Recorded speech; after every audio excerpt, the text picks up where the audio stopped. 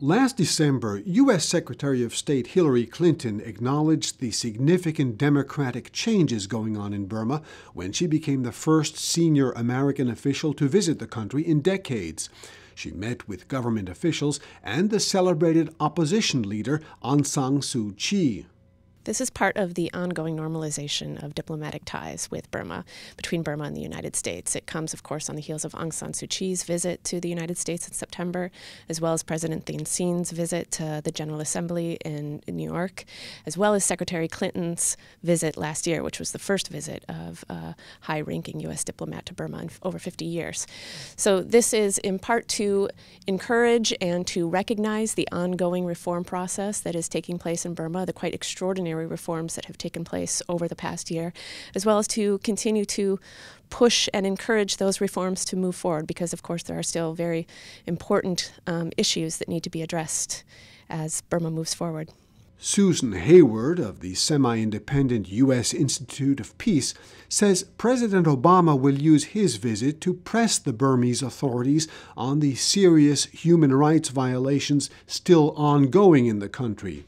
Absolutely, the president is going to need to raise some of these issues and intends to raise some of these issues when he's out there.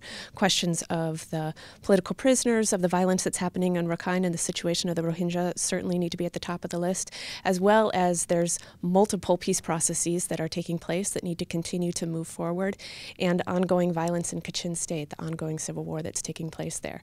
So this will be an opportunity for the president to raise some of these continued issues that need to be addressed as the reform moves forward. But some human rights advocates say the president should not be so eager to reward Burma with a visit. They point to the country's political prisoners and to the flare-up of brutal attacks against Burma's minority Muslim Rohingyas.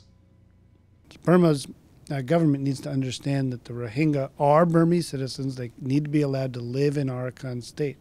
So it's unbelievable to us, and frankly baffling, that the President of the United States would choose to visit at the precise moment that this violence is flaring up and is becoming so bad. I mean, there are literally hundreds of people killed in pogroms in the last few weeks, and there were many, many killed back in June as well. There are graves with people dumped into them. This is not the kind of situation that the President of the United States should fly into. Human Rights Watch says that with the latest flare-up of violence just 3 weeks ago, there are now over 100,000 Rohingyas who have been forced to flee their homes and are living in wretched conditions. The trip is intended to reward and encourage Burma in its democratization process. But some human rights advocates say that with the continuing violence against the Rohingyas and other human rights violations, the trip is premature. Burton Bolag, KSA2, Washington.